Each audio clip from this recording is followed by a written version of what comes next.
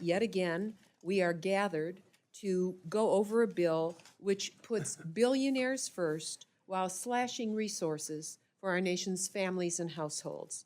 This Financial Services and General Government Appropriations Bill puts billionaires first by limiting the Internal Revenue Service's ability to make sure the ultra-wealthy and big corporations pay their fair share of taxes. We all know the Internal Revenue Service is 20,000 persons short to do that, and those at the very top of the income scale are let free to skate wherever they wish. We also know that this bill hurts our economy by decimating the Small Business Administration. I come from a small business family. We know this bill forces Americans to pay more for the mandatory act of filing their taxes. And the bill puts our citizenry and children at risk by cutting the Consumer Product Safety Commission. How backwards is that? And this bill continues to jeopardize core functions of our constitutionally mandated United States Postal Service, a beloved government service dating back 250 years for which I used to carry all over my community. So I don't see how these efforts align with my Republican colleagues' constant refrain of America first and families first.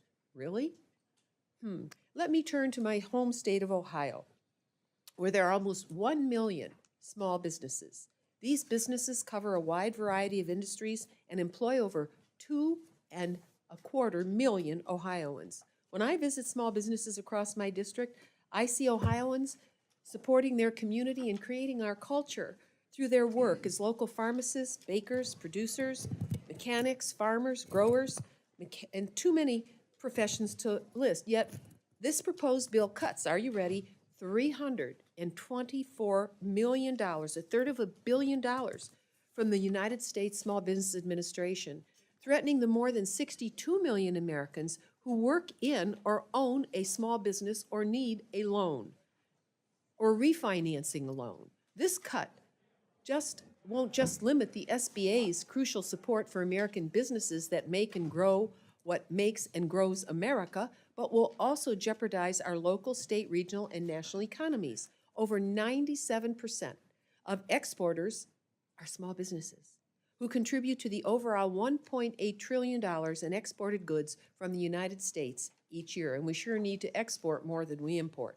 This bill also makes it harder for small businesses and their employees to file their taxes by eliminating the free Internal Revenue Service Direct File program.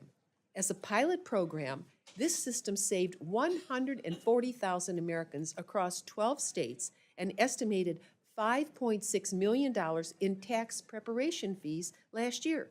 So this is just a small glimpse of the tremendous savings we could give to all taxpayers if this program was implemented in all 50 states. The pilot programs were an overwhelming success, and this bill throws the baby out with the bathwater by unfairly terminating the entire direct file program. That's taking American business backwards. This shows how House Republicans are clearly choosing greedy tax filing corporations over helping American taxpayers in the small business realm. They don't care about helping you to save money. They care about their H&R Block and TurboTax lining their pockets with your hard-earned money. The choice to put corporations ahead of working Americans does not end there. For over 50 years, the Consumer Product Safety Commission has helped keep the American public safe. They are responsible for a nearly 50% decline in fire deaths. They've almost certainly eliminated child deaths by refrigerator or garage doors. And they've contributed to the 80% decrease in childhood poisonings. Even though the Consumer Product Safety Commission has repeatedly shown that they are efficient and successful with the funds they are given, this bill advocates for deep, severe, harmful cuts. Slashing the Consumer Product Safety Commission only benefits, guess who? Big corporations. As one constituent said to me the other day, Marcy, America doesn't belong to us anymore. It's gone corporate. And we can sort of see the current majority party will continue to put billionaires ahead of the people of our country and their families. Your priority is seen again in your efforts to diminish and break down the Postal Service so privatization becomes the path. The Postal Service was created in our Constitution. It is not like any other organization. It has a noble and legal obligation as the nation's largest non-military government service. It serves every household.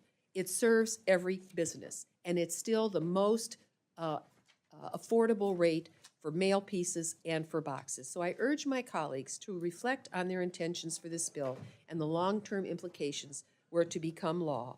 Unless this bill is heavily amended, I'll be voting no, and I urge my colleagues to do the same, to vote for the American people, not just the billionaire class. I thank you, and I yield back.